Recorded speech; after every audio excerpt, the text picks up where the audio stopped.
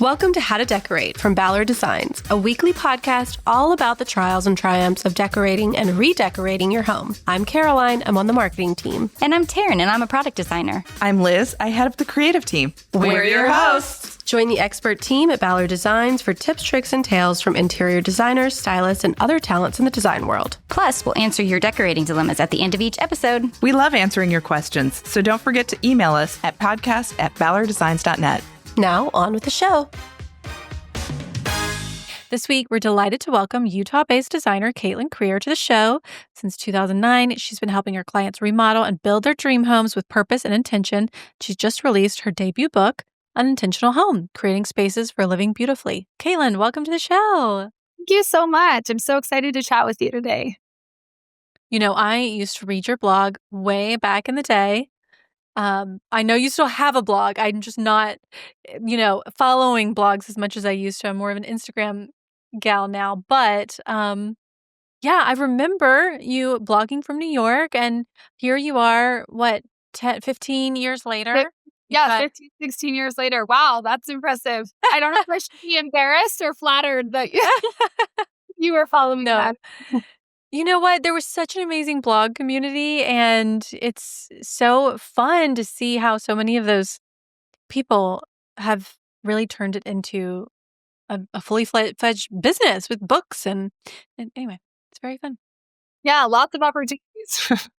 Yes. And of course, you just released your debut book, Unintentional Home, Creating Spaces for Living Beautifully. So that's what we're here to talk about. Congrats, by the way. Oh, thank you. It was such a fun and really personally fulfilling project to work on. The book for me was kind of this nebulous thing. Like, of course, if you work in design and you have a collection of projects, it's kind of a fun thing that's out there on the horizon. And so when the opportunity came up, the whole process felt a little intimidating, but I'm really glad that I was able to find the time to kind of put the effort in and create the book. And it really actually, for me, sort of honed in on and solidified a lot of my design ethos and my mindset behind why we do and how we do what we do with our clients. And so it was great to work on, and I think just really strengthened my vision for what I want to take into that first meeting when we meet with the client. I imagine in your design projects, you're so attuned to like every single detail, and it's a very detail-oriented job. But then a book is a very like high level, almost you kind of have to have like a philosophical point of view. So it's definitely a different gear to be in. Yeah. Do you tell it in a different way? And luckily, I had an amazing editor and publisher at Jumel Press that like managed a lot of those details for me, because that is I think the editing process and the writing process is very tedious, but they were able to kind of help make it seamless for me, which I'm so grateful for. It was something that I think, you think as a project-based concept, right? Like a book is a project-based concept. The work that we do with clients is project-based. And so I kind of took the book on as like, okay, this is my project, and it has, a different client and different needs and different criteria than my other projects. But like, how do I utilize the system and the skills and the logistics that we use on our design project and kind of infuse that into the book so that it feels, I think, both familiar to what we do and also felt more approachable for me, I think, in terms of how to get through the project and get through the book step by step. Yeah, when you were writing, where did you start? I imagine that's the hardest part, just getting those first words on the page. Yeah. It's interesting because it's not unlike how we start with a design project. I think for me, I had some general ideas of what direction I might want to take the book and the content. And it definitely morphed and evolved over the process. And kind of, I think things started to solidify and sort of take on a current together. But a lot of times when we begin with design projects, we begin with sort of this high level idea, like what's the vision? Looking at what are other design styles or what are other influences or inspiration that we like. We like the way that this home we saw in a magazine or this space we saw in a book was designed, and taking kind of inspiration from that. And so we did look at that. I looked at other books that I liked and what did I like about them. And that was down from like the formatting to the cadence to the vibe to the style of just, if I'm going to make a book, how do I want to set that up? And there's so many decisions, like a design project. There are so many really tiny, minutia-based decisions that you have to make when you're taking on a book. And so really kind of getting an overarching framework for the book was where we started. And then we we just sort of honed in on that. I would say it was a big brainstorm process to begin with. And from day one, though, I really wanted to leave the reader and kind of leave the book with this overarching idea of make your home your own. And don't be afraid or hesitant or overwhelmed by figuring out what you like and putting the energy into, creating something unique to you in your home. And there's a lot of ways that we do that with our clients organically, sort of things that are baked into our design processes that help us pull that out with the clients and figure out where to put it in the home. But I think in the day and age that we live, we're just bombarded with constant inspiration and influence. And there's a zillion images that flash across our screens and in front of us, on a daily basis. And so there's so much stimulation and inspiration. And I think being able to separate out what really feels true to you and also just what's personal to you as well. It's interesting when you work with so many different people in my role as a designer and you meet, sometimes people come in really confident in knowing what they want or the styles that they like or what their tastes are or different ideas that they have for their home. And sometimes people come in and they don't really know that. They maybe don't have that sort of clarity or strong opinions about that. And so we get to kind of get on their level wherever they are as the designer in that role and really, I think, work with them to distill that out of, okay, well, maybe you don't have clarity on this, but can we get clarity? Or what are things that you always come back to? Or what's something that's tried and true for you that that you like? Or what's something that's part of your life history or life story? And how can we use that as a building block for what we do with this project? And so I think that it's really fun to get to work with the client in that way and get to understand them and know them on that personal level so that then you can start to find ways to sort of reiterate and integrate those ideas and those stories and those preferences within the design project in big and small ways. And so the book really touches a lot on that, on how we do that, on where that applies, on how that matters. And it's something that can feel really intimidating. I think, again, back to all that inspiration that we have, it can be overwhelming. And so when you can kind of pull back and take a step back and pull out what's true for you, I think in the end, you end up with a home that you really love, that feels more signature, that feels more authentic. And that's really kind of the work that we try to do with our design projects. You talk a lot about the intention in the opening chapter and running with, I guess, a vision that your client has. And that was, you kind of alluded to this just now, but I want you to expand on it. I imagine it's even harder to do with someone who doesn't know what their vision is. So what are the, I guess, prompts or questions you ask to try to get to create the vision? I imagine there's someone who's okay, I know I want to build a home, but you could go anywhere with that. Right. There's a level of deep reflection that goes in. Yeah. Yeah. Yeah. How do you get that out of your client?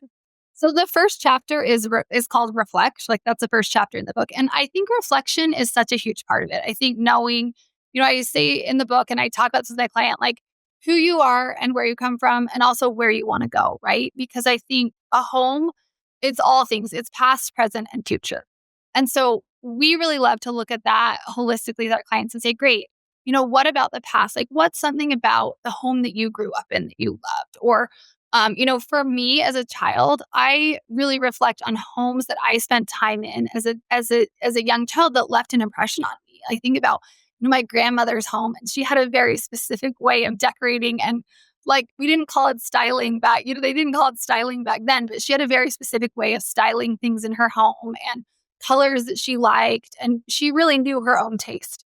And I think about friends' homes that I spent time in and how they left an impression on me. And I think we all have that, right? We've all lived a life. We've all been places. We've all traveled. We've all had places, whether it could be a city that's inspiring you. It could be a specific hotel you stayed at. It could be a singular home you went to. It could be a book that you read as a child that had, even nuances to the aesthetic that is something that stayed with you. It's different for each person, but I think when we take the time to reflect, there are things that sort of feel native and familiar and things that we are drawn to personally. And those are the things that we love to dig deep and find with our clients so that we can pull those out and say, great, we love that you took that trip to Morocco and that really inspired you. And you want to lean on that to bring a color palette for your project. Or, we love that you grew up going to Maine in the summer and that's one of your, most amazing childhood memories. And how can we incorporate that feeling of Maine and the vibe and, what Maine represents to you? How can we incorporate the best parts of that into your home? Or, just all those different things. And, I think we talk about that in the design sense. Of course, that can apply to the way things look. It can apply to materials and colors and, and an essence that we're trying to create in the space. But I think it also applies on a more macro level to the feeling that you want to create in your home. What do you want to have happen? What do you want people to feel when they walk in? What kind of activities do you want to have your home set up for, right? Are you guys loungers? Is the client a reader? Are they someone that loves to do art projects? Are they someone that loves to cook and entertain? Like, what are those values that represent the way that you live? And how do we actually create a space in a home that not only represents that visually, but actually supports that from a lifestyle component, right? And that's not something that's necessarily visible, but it's very, very intentional when you're designing a space with a client and you're looking and you're picking furniture pieces and you're looking at fabrics and where are people going to sit and how are they going to use this space and what are some of the functions and flow of this space. And I love when clients do have really personal and idiosyncratic things like that we're like, great, you guys are all chess players. Let's create a chess corner in your house. Or, if it's a big family of readers, or, we had a client a couple years ago that she and her husband, their kids are all grown and they love to garden. It's like their activity that bonds them. They work in the garden every day together. And we created these magical sort of garden adjacent spaces for them.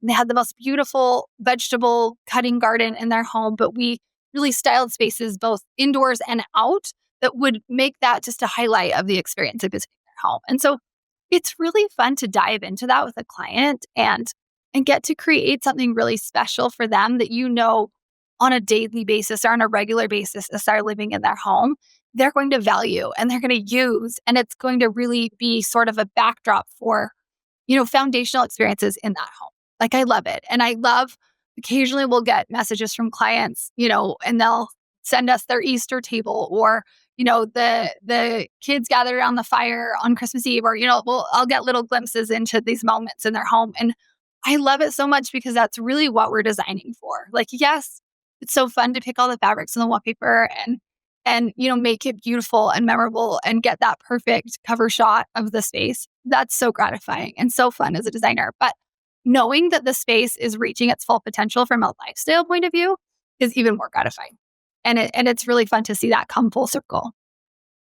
Do you find that your clients are willing to be there's a certain element of dreaming, right? And almost creating a fantasy where you're like, oh, my life is hectic, so I want this serene space. But your life is hectic. So I guess how hard is it to juggle the practical reality of your life with the sort of dream that you're hoping to create and bridge the gap between the two to where potentially you could have both? That's a good question because I think, I grew up in the era of like form and function was the phrase that I feel is so, inherent. And we still use that phrase all the time with our clients, like the form versus the function. And I'm more of a believer that you can have form plus function. I don't think it's always that you have to choose. And sometimes there are things that we do just for beauty's sake or just for the aesthetic value of that 100%. There are things that we design that are just meant to be the visual moment or, be that aspect of the house that just grabs your eye. But for the most part, in our projects, we're designing family homes. We're designing second homes that are vacation gathering spots for extended family. We're designing spaces that really have to work, right? A lot of our clients are really the big entertainer in their family. And that's part of the reason behind the project is that they want to have a gathering space and they want to be able to, better meet the needs of their family or their kids or whoever, whoever's using the space. They want to be able to better support the goals of the space, of the home and the space. And so the form and kind of how that goes is often secondary to great, but we have this higher list of needs that we need to make sure those boxes get checked first, right? And we definitely have some ways in our process that we kind of start there, like we build from the ground up. And so oftentimes on a design project, we primarily do new builds and large scale renovations. So really we're able to start at square one and really build from there with our clients often. And so we usually have a meeting and we call it the functional audit. I made that up. I don't know if it's the right name, but we really go through each space in the house and we analyze with the client, great, like what's happening in this room? What kind of storage do we need here? And we actually have a very detailed list of questions that we ask in this meeting, everything from, where's the vacuum going to go to, what kind of organization do you like for this type of thing to what's your routine for doing laundry? And if you don't have a routine, let's make one for you and let's design the laundry room so that it's supportive and has that ease of use. And so there's a lot of things that we do that really go into the structural components of the house first and foremost that make it work, right? And, laundry rooms, kitchens, pantries, mudrooms, bathrooms are really the places where that really tends to matter the most because there's really functional, logistical, storage, routine-based needs that happen in those spaces, right? And so we really get nitty-gritty with our clients to, we'll ask them and they sometimes laugh like, well, what's your morning routine? Is there a coffee routine? Is there like a smoothie? Are they a smoothie family and they do smoothies every morning? And how do we set up the space to support that? So it ends up being so specific to each client. But I think we start there is the point, is that we start with those functional needs and really know what they are and have a clarity on what is going to work best for the space so that when we go to do the actual creative, fun, aesthetic design, we already kind of have these building blocks in that. Like we already know, okay, we need to address these needs. We're not just going to design a beautiful space and then figure out if the needs are going to work. We start with the needs. Oh my God. I feel like bathrooms are like the worst. Like okay, you have an electric toothbrush. Where are you plugging that in? Is there a plug that like is not out on the counter? Do you want it to be out on the counter? Probably not. And where are you putting it? I don't know. Whoever renovated my bathroom did not think about that, and it's very annoying. Well, the funny thing is that, if you are an aesthetically minded person who, is interested in home design and making your home beautiful and pleasant and visually appealing, a lot of the daily things that we live with are not that, right? They're not always visually appealing. Like we talk a lot with clients, like I think pantries are a great example that a lot of the food that we buy, the branding is not necessarily beautiful or aesthetically pleasing in your beautiful Cotswold inspired pantry. Or, it's like, I don't want to call out any brands, but we always make sure in pantries that like we have that closed hidden storage because I don't want to see all the labels on the food cans or the cake mixes or the cereal boxes or things like that, right? Like there's things that we want to be able to thoughtfully like close the door on so that what we're seeing can bring that feeling of peace and serenity. Like you're saying, like life is hectic enough. I think there's so many things you can do to just sort of like contain the chaos, right? And that, I think that's the best we can do. So if we can be thoughtful about the storage, if we can be thoughtful about the routines, if we can be thoughtful of knowing, great, we know that you're going to have 500 pairs of shoes by your back door every day after school because everyone, comes over, all the neighbor kids come over or whatever. Like we can actually plan a solution for that, problem before you even move in, right? Like we can think ahead and we can be intentional about how we're setting things up so that they will meet the needs of your life day in and day out. Yeah. And I think that alone comes through in your work so clearly, because so much about the spaces that you end up building are about function, and they're such clean and beautiful and functional spaces. You would never know that there were 50 neighbor kids in the house. But I love that you plan for that and build these dream spaces that not only speak to how people live, but kind of dream and shape the spaces that they want to be and who they want to be as families. So I think that's really exciting. I love that you said that because we often say with our clients, we want our work to be both inspirational and aspirational.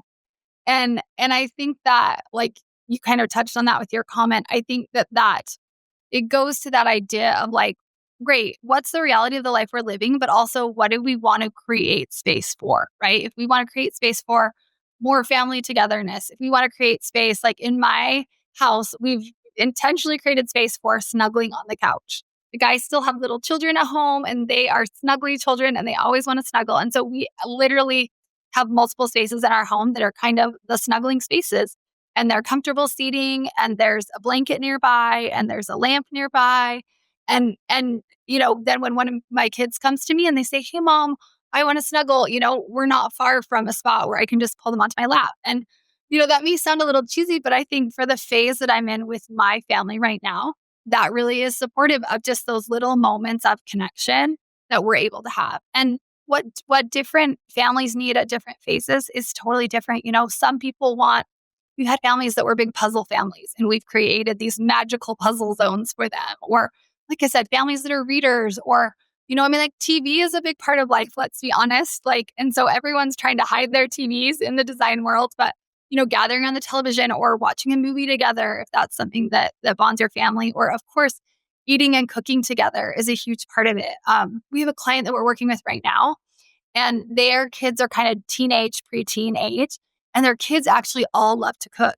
And so we're designing this secondary pantry, and the secondary pantry is actually geared toward the kids. Like, we got feedback from the kids on how they wanted to use the space and what kind of things they like to make. And so we're able to sort of design that space so that it can be sort of the family cooking zone. And so I think that those kind of opportunities to, really, just be specific with the design. I think the luxury of either renovating or building a custom home, or, whatever opportunities you have to make your space specific to you in big and small ways. It is such a luxury if you can really take a step back and say, what do I actually need? Or how would I actually use this space? If it's a room in your house that maybe, I think a classic example is we've had clients that have had formal living rooms that didn't get used as a formal living room, right? It just was sort of a space in the house that had furniture in it. No one went in there. And, sometimes we'll say to clients, well, great, what could we do with this space so that it would get used, so that people would go in there? Do we modify it and make it a music room? Or, is a reading room, is a library a better use of this space? And let's not make it a formal living room. Let's make it a library that has seating in it. Or, how do we, I think, make those adjustments or tweaks to our home so that they actually meet our needs and they actually support our needs? And I think that all goes back to the intention. And I think to be able to hone in on those intentions, you have to really get a clear understanding of, great, who is my family? What are our actual needs in this home? Which ones are met and addressed and which ones are not? And what changes could we make for it to be better, for it to be more supportive, for it to, live easier? And I don't know if you guys have experienced this, but, I'm a designer and I spend all day thinking about these things. But even in my own home, I'm sometimes just surprised when I make one small change, what a big impact it can have, right? Whether it's adding storage for something that we didn't have storage for before, or it's, saying, oh, you know what, I would love to be able to do this. Great. I'm going to modify the way that I'm using this room, and I'm going to add this piece of furniture, or I'm going to get this tool, or whatever it may be. But, even the small changes can make a big impact in the way that you live in a space daily. And so it just takes sort of that contemplation and reflection and understanding of how we're living in our homes to get to that place where we go, great, now I know what I need. How can I address those needs? I've just never understood why people don't like a formal living room. Because to me, it's just a living room that doesn't have a television, and it's still super comfortable. I don't know. I love our living room that doesn't have the TV, because I feel like it's quieter. It's in a really sunny spot, and we're in there as much as we're in the TV room. I feel like if you just make it super comfortable, you're going to want to go in there. Then again, my house is also much smaller than your client. So, yeah. Well, we do home all sizes, but in my own home, we have a room like that we don't have a TV, and we really debated, should we put a TV in here? And we didn't. And I actually have never thought about it again. Because we do use the room all the time. My kids go in there and read, or that's where we go to have a conversation. And nowadays, we don't have a TV in there, but the iPad will often end up in there with one of the kids. So it still can meet that need, if we need it to. Yes. But But yeah, Oh my gosh, that's I so love true. formal Yeah. rooms too. Like, so many people, I think the formal dining room is a room that's gotten a bad rap too. And I actually love formal dining rooms. I love the process of setting a table. I love all those details. I love that special effort of, making time and putting energy into a special celebration, right? And so Yeah. I'm old school that way. Like I'm in that same camp. Like I love all those specific rooms, even if sometimes people aren't necessarily on board with them in our modern age. Yeah.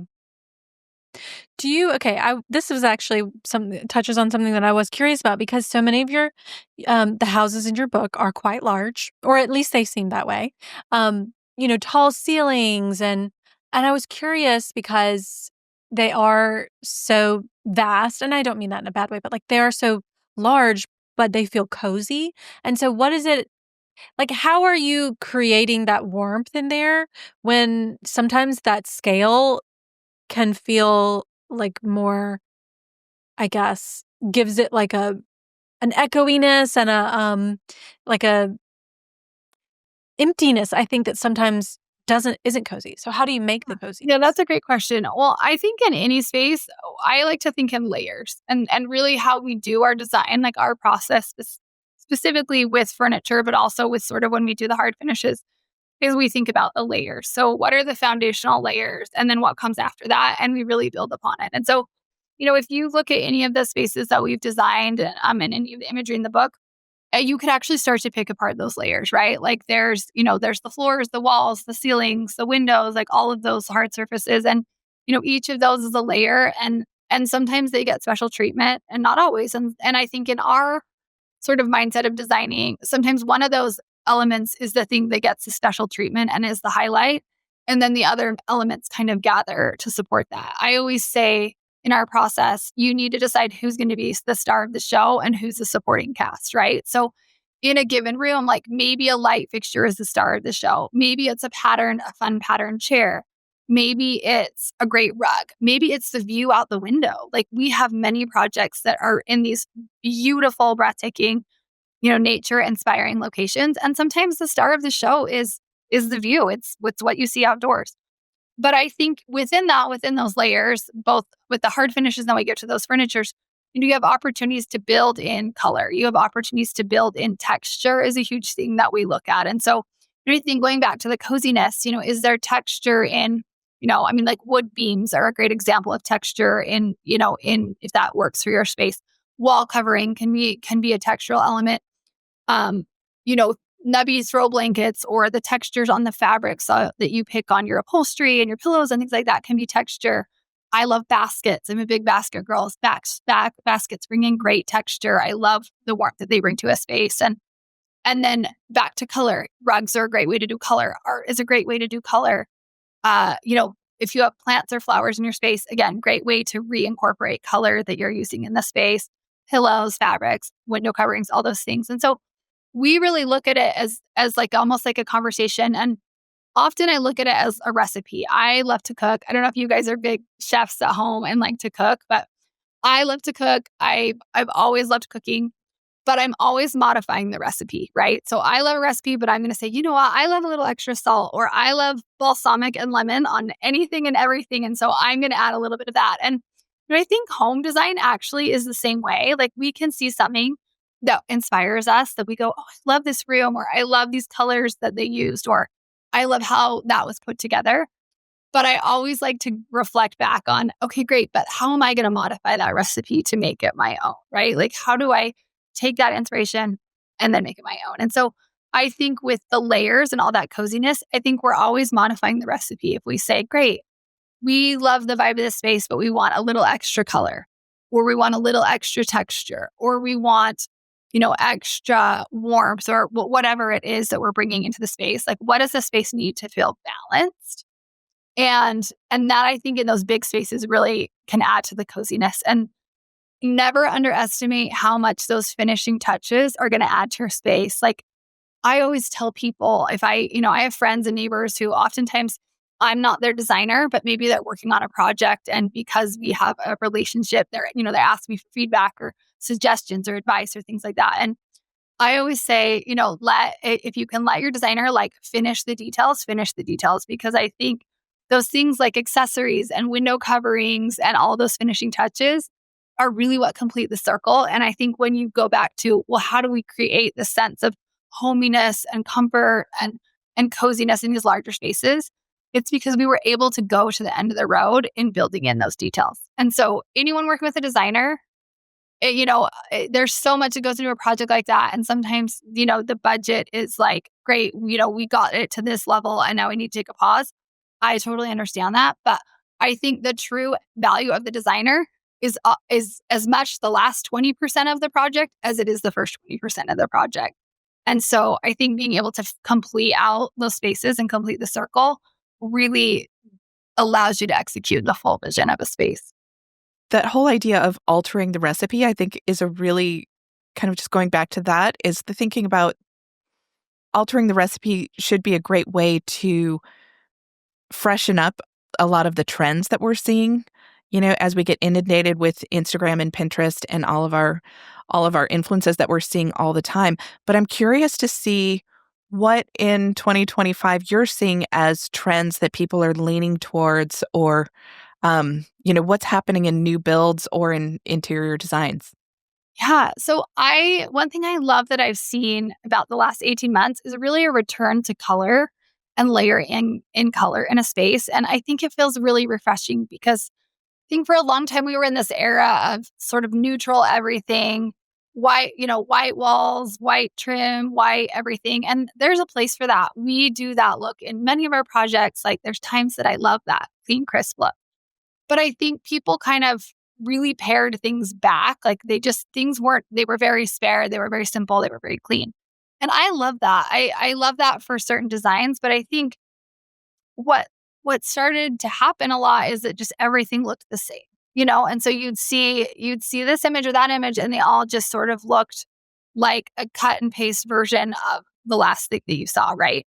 And so I love that people are using color again. And for us, using color has looked like doing fun colors on the trim, like the base and casing and doors. Like that's a way that we often sort of creatively incorporate color in our projects, is really looking for sort of those unexpected ways, especially in rooms that sort of are their own thing that's a contained space. Like an office is a great room to practice, to do color on the walls or color on the trim. A children's room is a really fun space to do something more playful with color, or even like a pantry or a powder room where, you're not in that space constantly, but it's sort of a fun add-on in the experience of the house. And so I love that people are using color, and we're seeing a lot of really earthy and kind of moody colors. So like really deeper, richer tones like ambers and olives and even sort of like burgundy colors and, soft sort of coral colors like yellow. Yellow has been like, I don't know, anyone following fashion and you're seeing it at home too. Yellow is like the color of the moment. Yellow's been everywhere. And so it's fun to kind of see how people play with that and different creative ways that people use that. And I'm excited. It makes it fun for me to think about that in our own projects. Like, great, how can we infuse color? How are we going to use color? And really push ourselves to be a little more creative with that as well. If you have kids, color is a must. And for two reasons. First of all, like color and pattern is a stain, camouflage, right? Like things are going to be a little bit more, harder to pick up any mistakes that happens in color and pattern, but also because kids' stuff is colorful. So if your room is if your space is all neutral and then your kids come in and all of their things, like all of their toys and everything are, primary colors, then they just jump out at you even more. Whereas if you've got a little bit of color, then like it's not quite so disruptive to see all the, to your eye. Yeah, I don't know. I think when I started having kids, my approach to color in my house really changed because I kind of was thinking like, I don't want my kid to grow up in like this neutral space. Like they need to see color. Like it needs to be fun.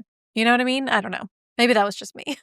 Yeah, I love that. Yeah, and I think color is a way to express personality too.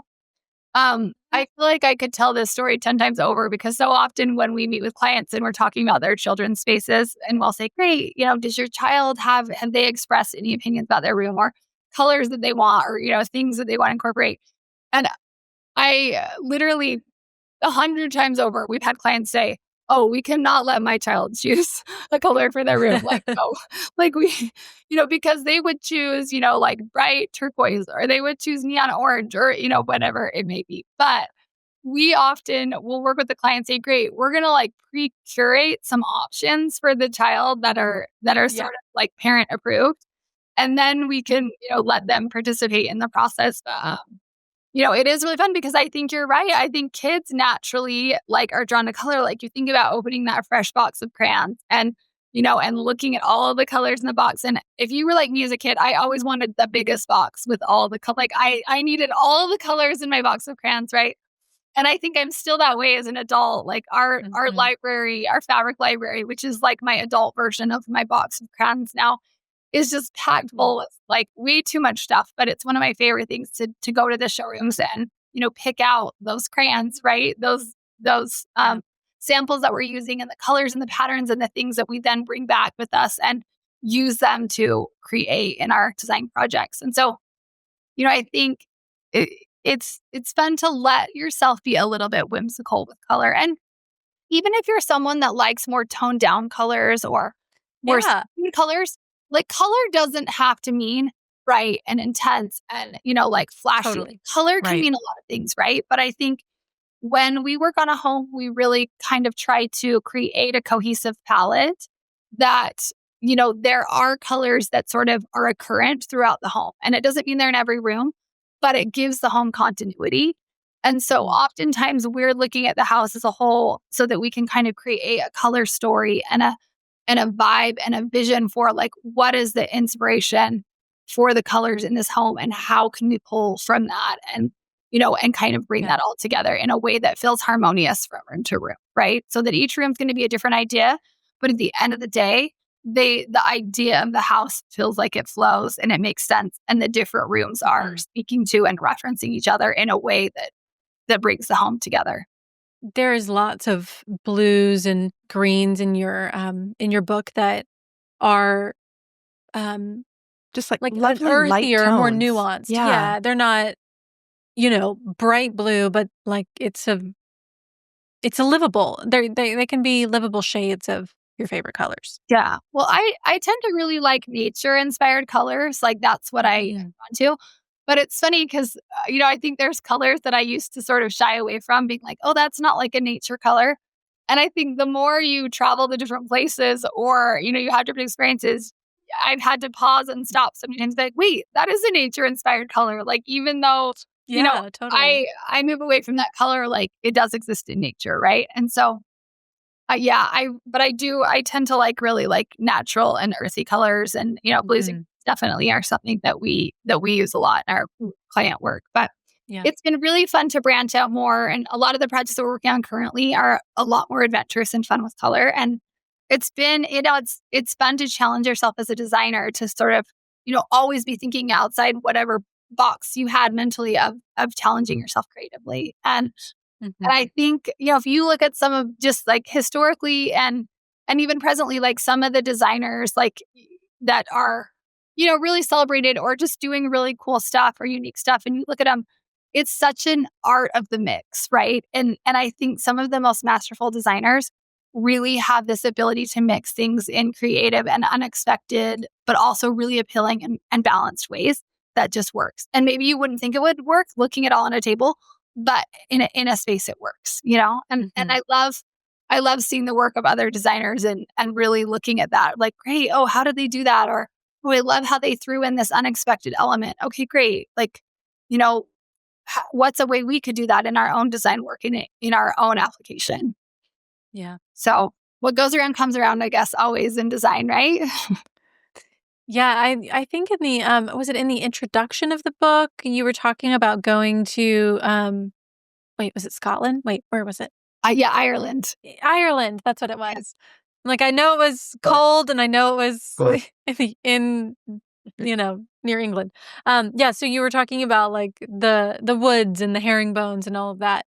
Um, has that made its way into any of your Yeah, projects? definitely. I really love sort of the Ralph Lauren aesthetic. Like a lot of the projects that we work on are very classic and historically inspired and have an Mhm. sort of all American component to them. And so, I think there's opportunities in certain spaces in homes that we really love to bring in sort of those richer, deeper, more traditional colors.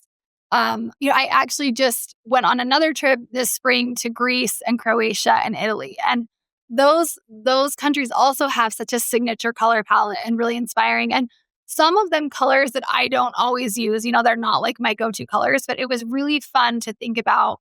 I think for me, like, I'm thinking about Italy specifically of like in Italy, you see a lot of like rusts and reds and amber and ochre, like colors like that really are sort of earthy, these earthy saturated tones. And that's definitely something that we've been incorporating lately Mhm. into our projects is more sort of those earthy, rich colors. And pairing them maybe with some other combos that maybe aren't the most expected pairings. But Yeah. if you can bring them together cohesively, you can really put any colors together if you can approach it creatively and figure out how to make them be friends with each other. Okay, side note, have you watched the Ralph Lauren documentary on I HBO? have. Yes. My Yes. gosh, wasn't it great? Liz, have you watched it yet? I haven't watched it yet. It's on high on my list. It's so I fantastic. watched it the other night. It was so good. Anyway. It's amazing. Well, this is a total side note. In another life before I was a designer, I actually interviewed at Ralph Lauren and I got to interview at their headquarters in New York in Ralph's office specifically. And Wow. and it was such an influential experience just to go and look at how they create space. Like I actually think Ralph Lauren is a masterful example of how they create this entire feeling and atmosphere and ambiance Mhm. with how they do their marketing and their photography for their business. Mhm. And I think that's so true of a home too, right? Like Ralph Lauren tells a story. That's what everyone buys into is he created this entire lifestyle behind his brand. And Right. a home is not entirely unsimilar to that of like when you create a home and you're thoughtfully creating a home, you're reflecting the lifestyle and the story and and Yeah. all these other implied aspects in the home. And so it's amazing if you've ever been in like a big city, like I love being in New York or Boston or big city, and you walk into like a Ralph Lauren store and you're just entirely transported to a different place. Mhm. And Yeah. that's very much how their offices are in New York. Like you're in this high-rise office building and you step off the elevators on the Ralph Lauren floor and you might as well be in a British country manor because that's what it looks and feels like. It's pretty incredible the power of Yeah. design and how it can just, transport you. Yeah.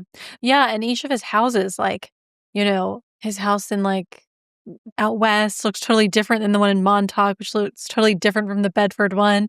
Like, that's so interesting to me because it's not like they all look the same because he has this signature sort of aesthetic. They all look like the place that they are, Yeah. right? Like, they're supposed to reflect the place around there. Anyway, very interesting. Yeah, Sorry. I love that. Major Well, I tangent. I think it goes back to, again on that, it's like the modifying the recipe, right? Like if you think of Ralph Lauren, there's things, he loves linen, he loves leather. Mhm. There's definitely like those ingredients that you see in the design and in the home space as well with Ralph Lauren designs that are those sort of hallmark ingredients that are just Right. tied to the Ralph Lauren idea. But in those different homes, a lot of those elements are still present. They're just used in different ways or in different Right. ratios to represent the specific location. And so again, it goes back to the idea of modifying the recipe. Mhm. Yeah. I always Yeah. we talk with clients, we talk about in the book that like what is the DNA of your home or what is the DNA of a space? Sort of like what are those building blocks that they could be materials, they could be colors, they could be, again, like just the feel of a place. Like, Cotswolds has been a big look the last couple of years. Everyone wants like the Cotswolds home, right? And so, all you have to say is Cotswolds, or, you can say south of France. You can say, I mean, there's Mhm. places that you can literally just say the phrase and it conjures up all these visions of different colors, materials, and a Yeah. and a feeling that you're trying to create in the space. And I think it's when you know what that DNA is, if you can kind of hone in on, okay, great, what's the DNA for my home? It kind of helps you guide those choices along Mm. the way. And so that then the choices down the road actually get easier because you've already said, you know what? we're using this element and I don't have this in this room yet. So great. How am I going to bring it in? Yeah. Or it actually makes the subsequent choices easier. I don't know if you guys ever watched years ago. Emily Henderson had this show on, I think it was on HGTV, but she would do these design diagnostics with people on the show. And she'd have this table of things, and then she'd have people pick things off the table, and then she'd come back to them and talk through, things they liked and items of clothing, like all these different things she used. And then she'd come back to them and she'd tell them their style. And their style was always this like really obscure, fun mismatch, your style is like Adirondack, Victorian, nature girl. Whatever she'd come up with. But it was always so fun to kind of see how she would like create these vibes and styles that like weren't really a look, but the way that she would articulate them, you could totally envision what that look would then look like in a home, right? It was an entire persona for the home. And, I think when you lean in to the idea, and I think Ralph Lauren, again, expert at this, so many designers, when you have this idea and you're able to lean into the idea, what you can create with that when you're committed to that vision is so fun from a design standpoint. Mm-hmm. It's really fun. I love that. That's kind of like style tarot reading. Someone should do that. Yeah. Actually, that's like reading your palm, right? Yeah, I've seen designers out there that do design based on your horoscope, and actually, that's really interesting. But that's so funny. Yeah, it was a delight to get a glimpse at your book and get to read through it. I know that our listeners would really enjoy it. Can you tell everyone where they can find you, follow, and of course, pick up your book? Yes, thank you so much. So my book is available on Amazon to order. The title of my book is Unintentional Home, and it's easy to order on Amazon. I also sell it on my website. I have a shop in Salt Lake City where I live, and then also a website where we sell product and goods and some of my favorite things that we use in design projects, and it's foundationgoods.com. So check it out on Amazon or foundationgoods.com, and you can see more of my work on my website, which is CaitlinCreerInteriors.com, and also on Instagram, Caitlin Creer Interiors. I did see a few Ballard pieces in the book. We do. Yeah, we use a Ballard a lot, actually. I love Ballard. And like I was saying, it's all about the mix, right? And so always on the hunt for just what is the right piece. And one of the things I love about Ballard is there's always a little whimsy. Like I feel like, the design team at Ballard Designs is good about kind of taking a classic idea of a piece of furniture and then making it special. And I think we love that. That totally echoes back to sort of my design philosophy, and with my team, what we try to do is sort of take something that feels familiar and make it a little special. So Ballard definitely checks the box when we're looking for pieces for our project. Thank you. That's so sweet. Yeah, you know what? It's all fun. Design should be fun. So yes, for sure. Can't take it too seriously. Definitely. All right. Well, Caitlin, thanks for joining the show, and congrats again on your book. Thank you so much. Thanks so much for having me and for the lovely conversation. And that's our show. You can find all of the show notes on our blog, howtodecorate.com/podcast. To send in a decorating dilemma, email your questions to podcast@ballarddesigns.net so we can help you with your space. And of course, be sure to follow us on social media at Ballard Designs. Don't forget to subscribe wherever you get your podcasts so you never miss an episode. And please leave us a review. We'd love to hear your feedback. Until next time, happy decorating.